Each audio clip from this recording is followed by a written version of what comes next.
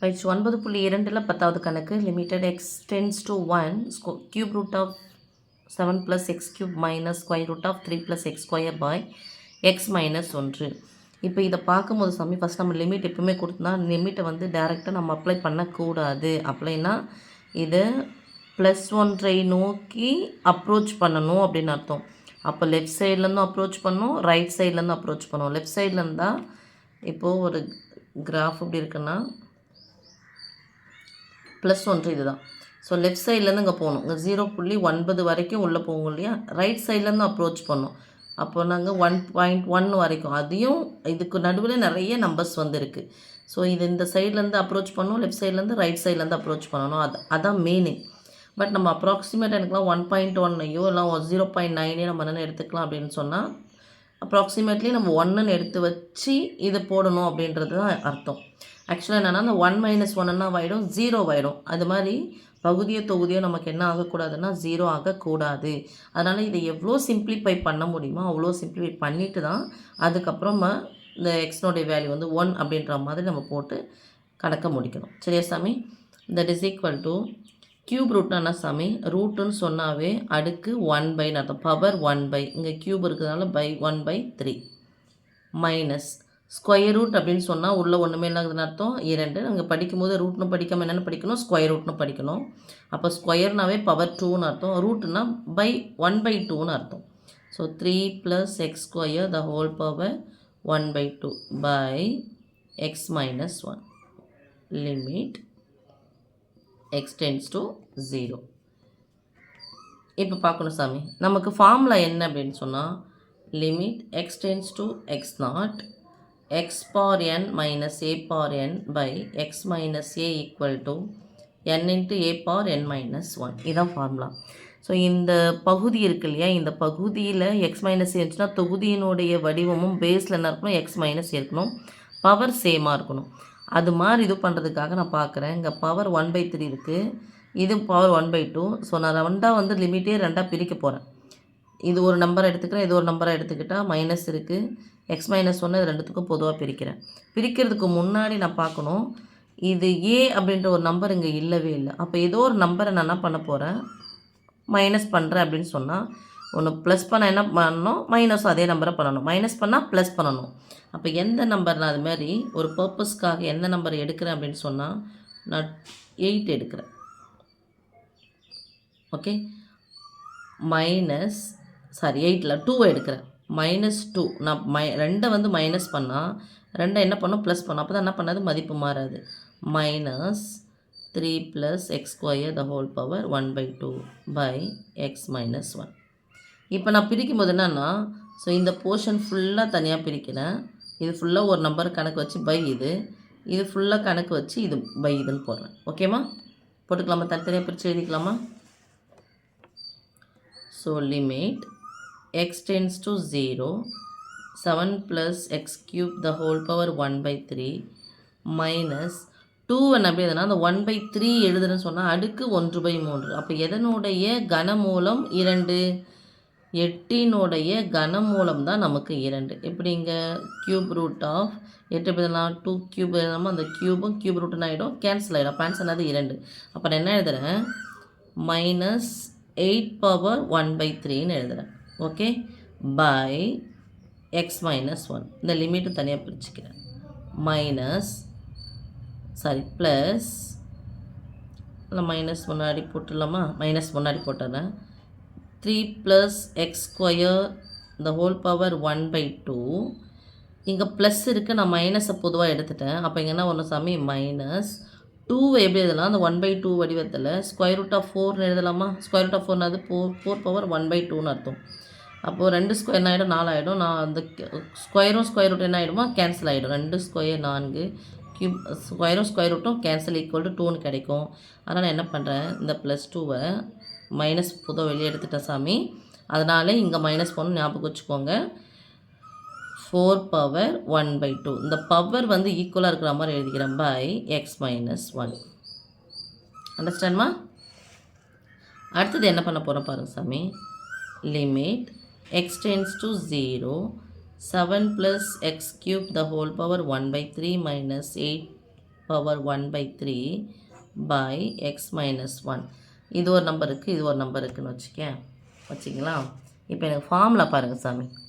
X minus ஏ வரணும், by x minus ஏ வரணும். அப்போ எக்ஸுக்கு ஃபுல்லாக அங்கே என்ன இருக்குதுன்னு பாருங்கள், எக்ஸ் க்யூப்னு வந்தாகணும், மைனஸ் அந்த வடிவில் வரணும், எக்ஸ் க்யூப் வடிவில் எனக்கு வந்தாகணும். அப்போ எக்ஸ் க்யூப் மைனஸ் இதை போட்டோம் அப்படின்னு சொன்னால் இங்கே என்ன இருக்கோ அந்த வடிவத்தில் வரணும். அது 7 + எக்ஸ் க்யூப் மைனஸ் 8 அப்படின்றது இங்கே பேஸில் எனக்கு வரணும். அதுக்காக என்ன பண்ண போகிறேன்னா எக்ஸ் க்யூப் மைனஸ் 1 பெருக்கி வகுக்க போகிறேன். ஏன்னா அதுங்க பாருங்கள் 7 + எக்ஸ் க்யூப் மைனஸ் 8ன்னு இங்கே வரணும். ஒத்த உறுப்புகள் பார்த்தா இதான் ரெண்டுமே ஒத்த உறுப்புகள். அப்போது 8லேருந்து 7 கழிச்சோம் அப்படின்னு சொன்னால் ஒன்று என்ன ஒன்று -1 வரும் இல்லையா. அதுக்காக என்ன பண்ணுறேன், இங்கே க்யூப் வடிவத்தில் இருக்கிறனால இங்கே க்யூப் வரணும் எனக்கு. அப்போ எக்ஸ் க்யூப் மைனஸ் 1 பெருக்குனா அதே நம்பர் என்ன பண்ணணும் சாமி, வகுக்கணும்.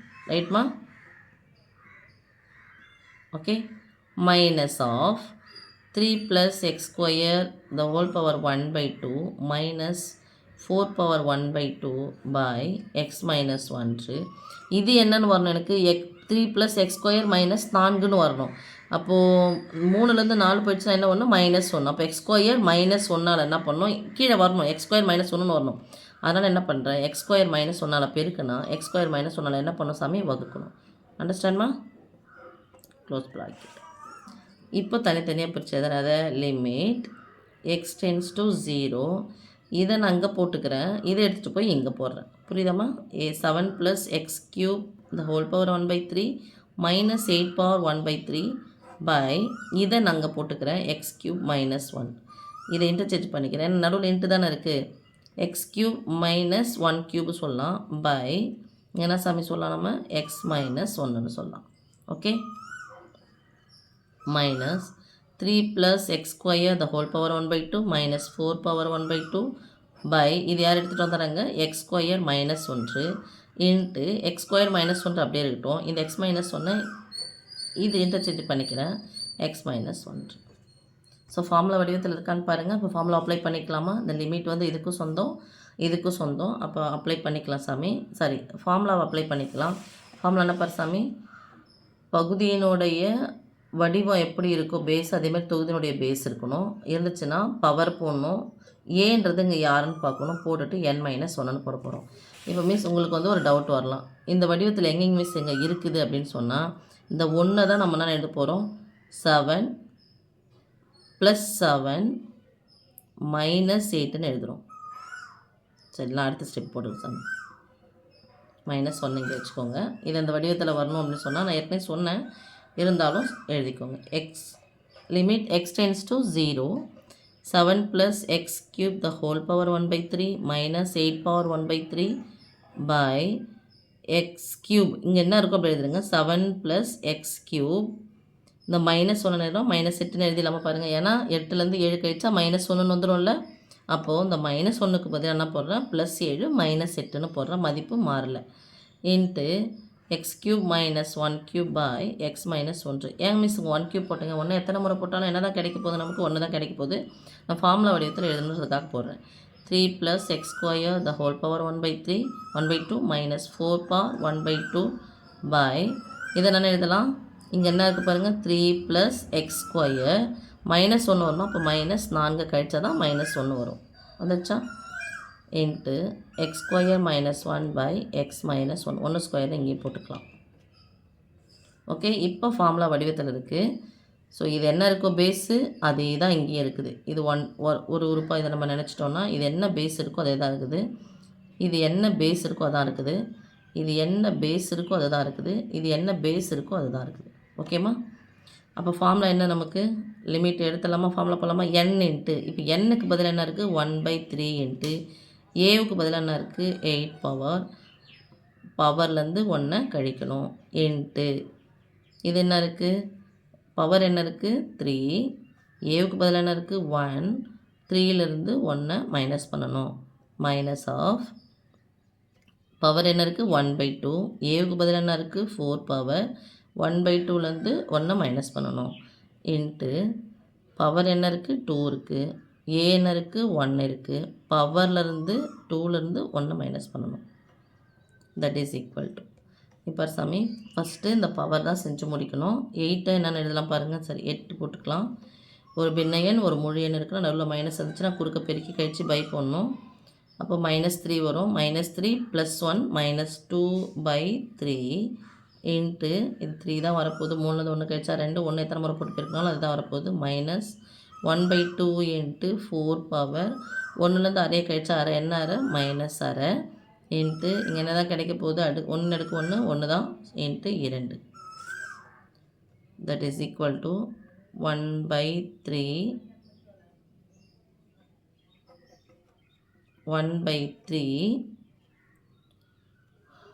2 பவர் 3 எழுதலாமா அந்த ஹோல் பவர் -2/3 இன்ட்டு 3. ஓகே இந்த பவரை ஃபஸ்ட்டு முடிச்சுட்டு அதுக்கப்புறமா தான் சாமி போகணும். 8 எப்படின்னா 2 அடுக்கு 3ன்னு எழுதலாம். -1/2 into 2 power 2 the whole power நாங்கள் போட்டுக்கலாம். Sorry 2 square power -1/2 into 2. இங்கே பாரு சாமி இது மேலே அடுக்கடுக்காக இருந்தால் என்ன பண்ணணும் பெருக்கணும். 3 2 6ன்னு வருமா, அதாவது மேலே 3ன்னு போயிடும். இந்த கியூப் ரூட்டை என்ன ஆகிடும் கேன்சல். அதனால தான் அப்படி சொல்கிறேன் நான். அடுக்கடுக்காக இருந்தால் பெருக்கணும்னு சொல்கிறேன். So 2 square the whole power -1/2ன்னா அடுக்கடுக்காக இருந்தால் பெருக்கணும். 2 2 பவர் -2/2ன்னு வரும். 2 கேன்சல் ஆகிடும். பவர் 1ன்னு இருக்கும், -1 இருக்கும். அதான் சொன்னேன் கியூப் ரூட்டும் கேன்சல், ஸ்கொயர் ரூட்டும் கேன்சல். இப்போ மீதி 1/3 இன்ட்டு 2 பவர் -2. அப்போ அடுக்கு மைனஸ் எங்கே போடணும் பையில் போடணும். அப்போ 1/2 ஸ்கொயர் 4 இன்ட்டு 3 -1/2 இன்ட்டு அடுக்கு மைனஸ்லேருந்து பையில் போடணும். ஸோ 1/2 பவர் 1 வந்து 2 தான் வரும் இன்ட்டு 2. இந்த பின்னையன் முழு எண் இருக்குது. நடுவில் பெருக்கல் இருந்துச்சுன்னா குறுக்க cancel. That is equal to இங்கே ஈக்குவல் டு போட்டு இங்கே ஈக்குவல் டு போட்டக்கூடாது சாமி. இங்கே போட்டுக்கிறேன் ஆன்சருக்கு. இங்கே என்ன இருக்குதுன்னு பாருங்கள் 1/4 -1/2. 1/4ன்றது 1/4, 1/2ன்றது அரையிலேருந்து காலை கழிச்சா கால் தான் கிடைக்கும். பெரியனுடைய குறி மைனஸ்னு போகணும். இல்லைங்க மிஸ் எனக்கு பயமாக இருக்குன்னா இங்கே 4 இருக்குன்னா ஒரு பின்ன எண் வருது. நடுவில் +ஓ மைனஸ் வந்துச்சுன்னா பகுதிகளை பார்க்கணும். பகுதிகள் ஒரே மாதிரி இருக்கானா இல்லை, ஒன்றுக்கு ஒன்று சம்மந்தம் இருக்குமானா இருக்குது. 2னுடைய மடங்கு தான் 4. அப்போ 2 இடத்துல 4 இருக்கலாம். 2ஆல் பெருக்கணும். பகுதியை 2ஆல் பெருக்கினா தொகுதியையும் 2ஆல் பெருக்கணும். 2ன்னு வந்துடும். இங்கே 1ன்னு வந்துடும். இங்கே 4 வந்துடும். 1/4 -2/4ன்னு வரும். 1/4லேருந்து 2/4 கழிச்சா 1/4 கிடைக்கும். பெரியனுடைய குறி மைனஸ். ஓகே அப்போ ஆன்சர் -1/4. ஓகே.